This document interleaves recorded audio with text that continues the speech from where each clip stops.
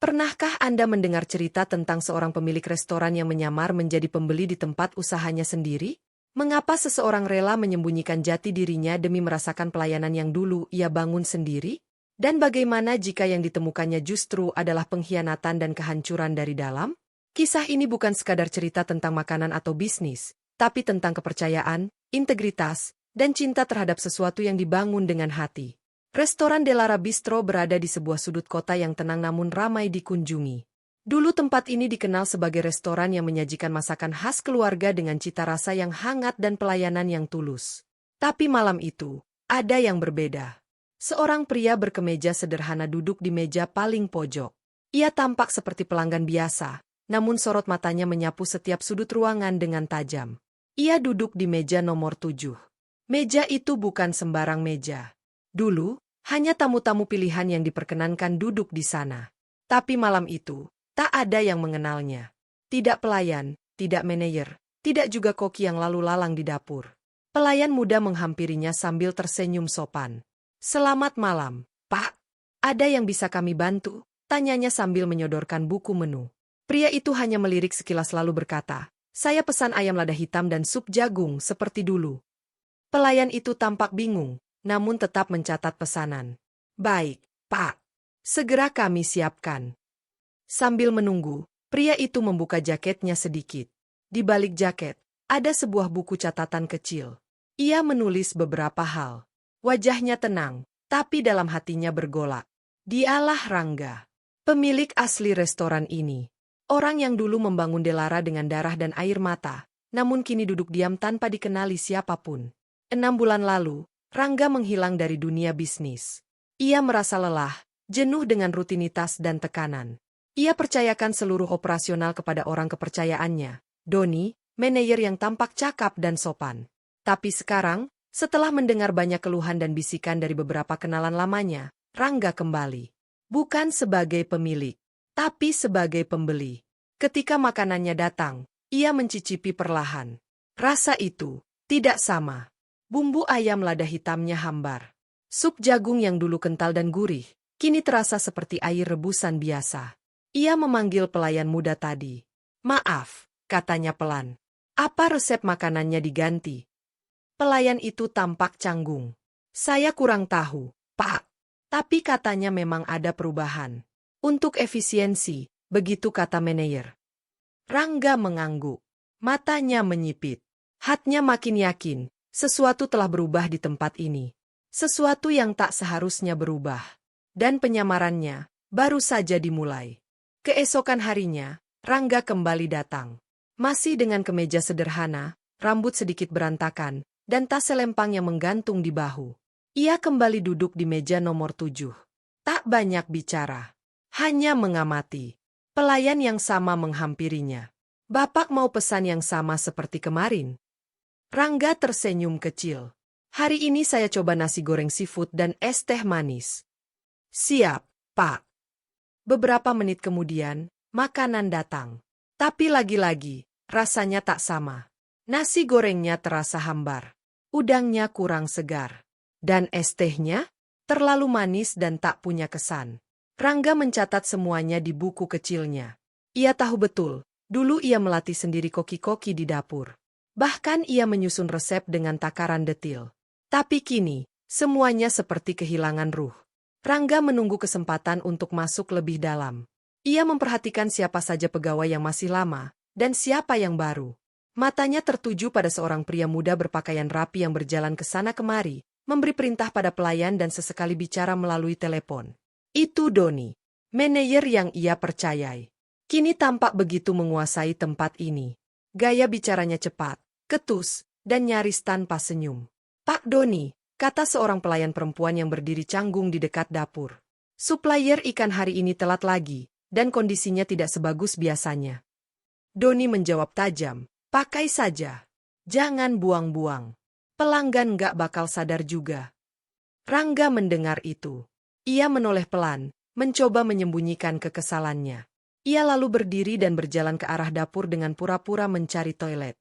Di balik pintu dapur setengah terbuka, ia melihat seorang koki tua sedang duduk lesu. Pria itu adalah Pak Slamet, salah satu koki yang sudah ikut Rangga sejak awal merintis restoran. Rangga menghampirinya dengan suara pelan. "Pak Slamet." Koki itu mendongak. Matanya menyipit. "Iya, saya. Maaf, kenal saya dari mana ya?" Rangga tersenyum samar. "Saya dulu sering makan di sini. Saya penggemar berat resep ayam lada hitam buatan Bapak." Pak Slamet terkekeh, meski raut wajahnya tetap murung. Resep itu sekarang sudah diganti.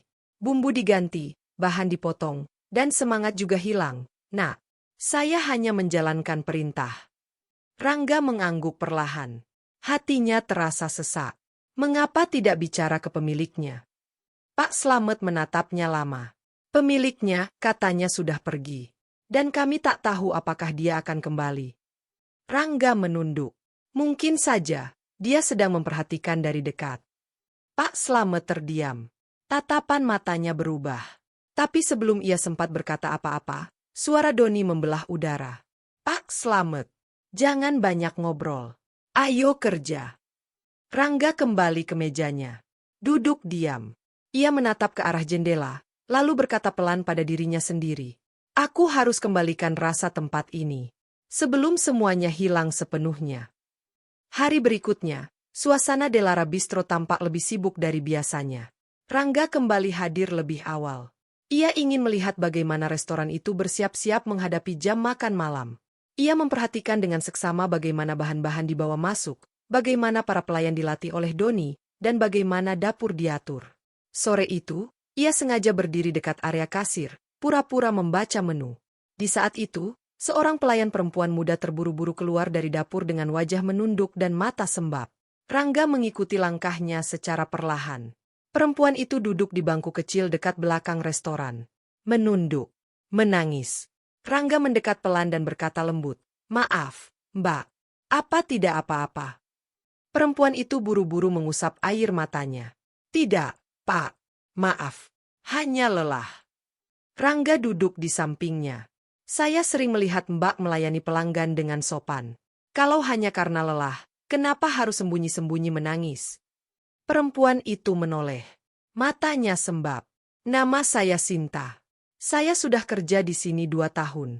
Tapi belakangan ini, semuanya berubah, Pak. Kami dipaksa kerja lembur, gaji sering telat. Dan hari ini, saya hampir dipecat." "Kenapa?" tanya Rangga dengan nada prihatin. "Karena saya menolak menggunakan daging ayam yang sudah berbau asam. Saya tahu rasanya akan merusak masakan, dan bisa bahaya. Tapi Pak Doni bilang saya tak punya hak menolak." Rangga mengepalkan tangannya. Hatinya semakin panas. Ia menatap Sinta dan berkata pelan, "Terima kasih karena sudah menjaga kehormatan restoran ini. Meski kamu sendiri bahkan tak tahu siapa yang kamu bela." Sinta mengernyit. "Maksudnya, Pak?" Rangga tersenyum kecil. "Nanti kamu akan mengerti." Setelah berbicara dengan Sinta, Rangga memutuskan untuk menelusuri lebih dalam. Ia menyusup ke dapur di malam hari, ketika semua pegawai sudah pulang. Ia memeriksa persediaan bahan, banyak yang kadaluarsa atau kualitasnya buruk. Label-label yang dulu ia tetapkan dengan ketat, kini diganti dengan merek murah dan tidak jelas asalnya. Ia menemukan invoice lama. Semuanya tertera nama supplier baru yang berbeda dari yang dulu ia pakai. Semua lebih murah, tapi dengan risiko besar. Rangga tak bisa tidur malam itu. Di kamar kecil tempat ia menginap sementara, ia membuka laptop dan mulai menyusun rencana. Ia ingin mengetes seberapa jauh kerusakan ini menjalar. Ia butuh bukti. Ia mulai menghubungi beberapa pelanggan lama melalui akun media sosial yang dulu ia kelola. Ia menyamar sebagai pelanggan fanatik, menanyakan apakah mereka masih mengunjungi Delara, dan jika tidak, apa alasannya. Jawabannya membuat hatinya semakin miris. Beda rasanya.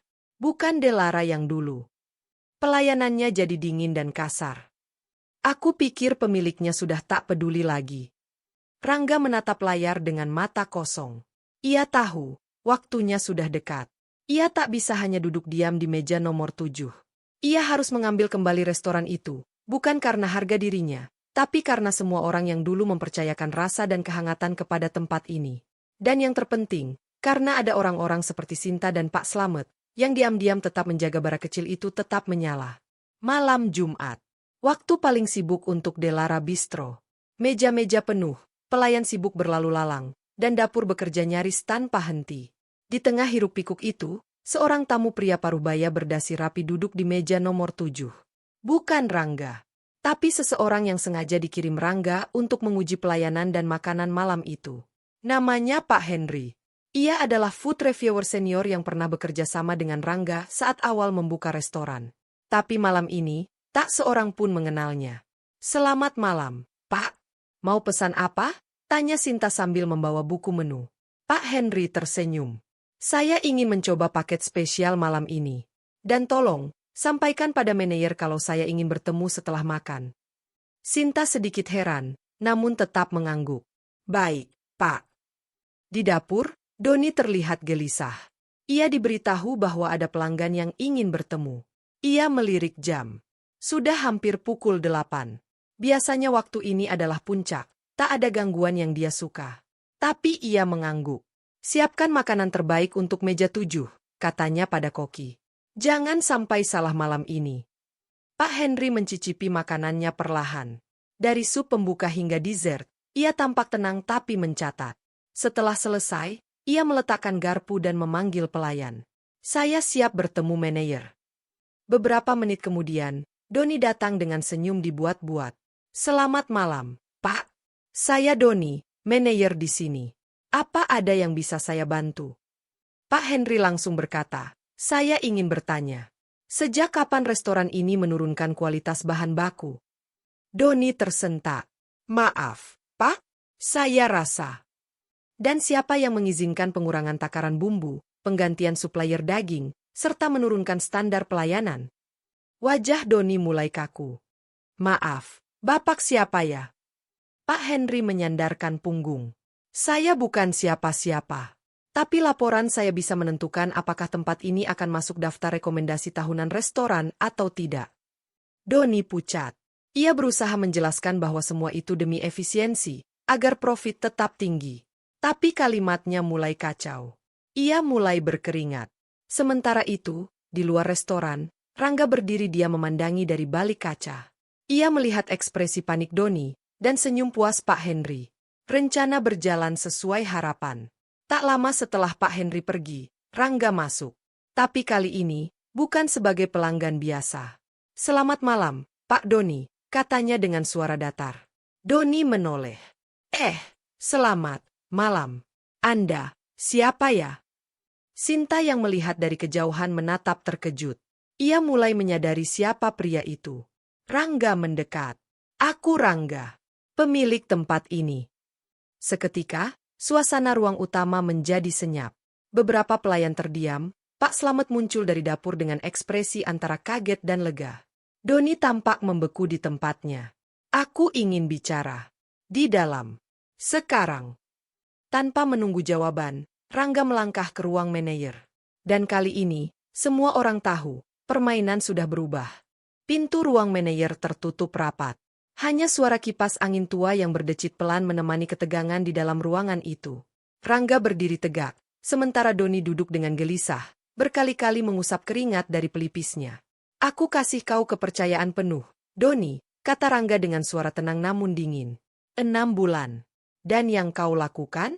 Menurunkan standar, memotong kualitas, menekan pegawai, bahkan pakai bahan busuk. Doni mencoba menjawab, suaranya gemetar. Saya hanya ingin restoran ini tetap untung, Mas Rangga. Biaya operasional makin tinggi, pelanggan juga berkurang. Saya ambil langkah efisiensi." Rangga mengetukkan jarinya di meja. "Untung? Kau pikir ini cuma soal angka? Tempat ini dibangun dari rasa. Dari pelayanan, dari cinta, bukan cuma dari laporan keuangan." Doni menunduk, tak bisa menjawab. "Kau tahu berapa banyak pelanggan lama yang tak pernah kembali karena kecewa? Kau tahu berapa pegawai yang nyaris keluar karena tekananmu? Bahkan Sinta, satu-satunya pelayan yang masih menjaga integritas, nyaris kau pecat karena menolak menyajikan ayam basi." Doni hanya bisa menatap lantai. Tak ada lagi alasan yang bisa membela tindakannya. Rangga membuka map di tangannya. Ia meletakkan semua bukti di meja, foto bahan kadaluarsa, catatan invoice manipulatif, bahkan laporan pelanggan dari media sosial. "Aku bisa laporkan ini." Bahkan bisa kuangkat ke hukum. Tapi aku tak akan lakukan itu, kalau kau angkat kaki dari sini. Sekarang. Doni mengangkat wajahnya. Mas, saya mohon. Tidak ada diskusi. Kau sudah menghancurkan apa yang kami bangun. Pergi. Dengan wajah pucat, Doni berdiri perlahan, mengambil ponsel dan kunci loker, lalu melangkah keluar tanpa sepatah kata. Begitu pintu tertutup, Rangga menghela napas panjang. Ia membuka jendela kecil dan membiarkan udara malam masuk ke dalam ruangan yang terasa sesak itu. Tak lama, Sinta muncul di ambang pintu. Pak, benar Bapak Rangga. Rangga menoleh dan tersenyum. Ya, maaf, aku harus menyamar untuk melihat semuanya sendiri. Sinta menunduk. Terima kasih, karena sudah kembali. Rangga berdiri. Mulai malam ini, semuanya akan berubah. Aku akan kembalikan rasa di dapur, kehangatan di ruang makan, dan semangat dalam hati kalian. Sinta hampir menangis. Tapi kali ini, bukan karena tekanan, melainkan karena harapan. Di luar, pegawai mulai berkumpul. Pak Slamet, para pelayan, bahkan security. Semua menatap Rangga penuh tanya. Dan Rangga berdiri di hadapan mereka, suaranya lantang dan jernih. Kita bangkitkan lagi Delara. Dari awal. Tapi kali ini, bersama. Satu persatu, para pegawai mengangguk. Beberapa meneteskan air mata. Karena mereka tahu, orang yang pernah membangun tempat ini dengan hati, kini telah kembali. Pagi harinya, sinar matahari menyapu lembut jendela Delara Bistro yang selama berbulan-bulan terasa suram. Tapi hari ini, suasananya berbeda. Semangat baru menggeliat di setiap sudut restoran. Rangga memulai hari dengan berkumpul bersama seluruh tim. Ia berdiri di tengah ruang makan, mengenakan apron lamanya, simbol bahwa ia tak hanya kembali sebagai pemilik, tapi juga bagian dari mereka. Mulai hari ini, kita bersihkan semuanya. Dari dapur, bahan baku, sampai hati kita. Ucapnya mantap. Sinta berdiri di sebelahnya, membawa daftar bahan yang perlu diganti. Pak Slamet tersenyum lebar, tangannya sibuk menyusun kembali rempah-rempah yang lama tersimpan. Kita kembali ke resep asli, tanya Pak Slamet sambil memegang botol lada hitam. Bukan cuma kembali, jawab Rangga. Kita perbaiki, kita hidupkan lagi dengan rasa cinta. Satu persatu bahan berkualitas datang.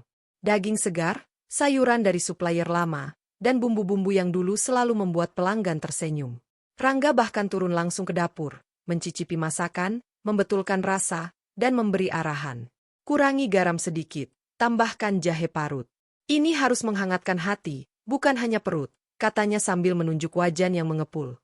Tak hanya dapur yang berubah. Ruang makan juga diperbaiki. Musik lama diputar kembali. Aroma kopi khas yang dulu menjadi ciri khas pagi hari kembali memenuhi udara. Malam harinya, pelanggan mulai berdatangan. Tapi kali ini, ada yang berbeda. Rasa sup ayamnya kayak dulu ya, bisik seorang pelanggan kepada istrinya. Iya, hangat banget. Dan pelayannya juga ramah-ramah sekarang. Sinta mendekat ke salah satu meja sambil membawa menu. Selamat malam, ada yang bisa saya bantu? Pelanggan menatap wajahnya sejenak, lalu tersenyum. Mbak, ini restoran punya pemilik baru ya? Sinta tertawa kecil. Bukan pemilik baru, Pak. Tapi pemilik lama, yang pulang ke rumahnya. Di dapur, Rangga memperhatikan dari balik celah pintu. Ia melihat pelanggan tertawa, keluarga makan bersama, dan pelayan bekerja dengan semangat. Matanya sedikit berkaca, tapi bibirnya tersenyum. Pak Slamet mendekat. Rasanya, seperti dulu lagi ya, Mas Rangga. Belum, jawab Rangga sambil menepuk bahu Pak Slamet. Tapi kita sudah kembali ke jalan yang benar. Sinta tiba-tiba muncul dengan nampan kosong. Pak, ada satu meja minta disapa langsung oleh pemilik restoran. Mereka bilang, masakan malam ini mengingatkan mereka pada masa indah dulu. Rangga terdiam sejenak, lalu mengangguk.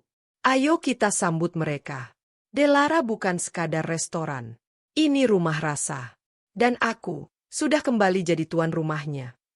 Dan malam itu, untuk pertama kalinya setelah sekian lama, Delara Bistro penuh dengan aroma yang tak hanya menggoda lidah, tapi juga menyentuh hati. Malam itu, suasana Delara Bistro nyaris sempurna. Pelanggan memadati ruang makan, suara tawa ringan bercampur aroma sup hangat dan kopi khas racikan Pak Slamet. Namun di tengah semua itu, Ada satu meja yang masih kosong, meja nomor 7. Rangga menatap meja itu dari balik dapur. Diam-diam. Meja yang dulu jadi tempatnya merenung, mencicipi rasa terakhir dari setiap hidangan sebelum disajikan kepada pelanggan. Meja itulah saksi bisu perjuangan, keraguan, dan kini, kebangkitan. Tak lama kemudian, seorang pelanggan lansia datang dengan langkah perlahan. Sinta segera menyambut dan menuntunnya ke kursi yang ia pilih sendiri. Saya ingin duduk di meja ini, Mbak. Meja nomor 7. Dulu waktu istri saya masih ada, kami selalu duduk di sini. Tempat favoritnya. Sinta menahan napas. Silakan, Pak. Hari ini, rasa lamanya sudah kembali. Lelaki itu tersenyum tipis. Saya bisa mencium dari aroma supnya. Rangga memperhatikan dari kejauhan. Kemudian, ia berjalan pelan menghampiri si pelanggan tua, membawa semangkuk sup ayam hangat. Selamat malam, Pak. Izinkan saya sendiri yang menyajikan ini. Sup favorit dari dapur lama kami. Lelaki tua itu menerima dengan penuh hormat. Rasanya seperti pulang. Rangga duduk sebentar di seberangnya. Meja ini punya banyak cerita. Dan saya senang meja ini tetap jadi tempat yang orang rindukan. Lelaki tua menatap Rangga dalam-dalam. Kamu pemiliknya, ya? Ya, Pak. Tapi selama ini, saya cuma jadi tamu di rumah saya sendiri.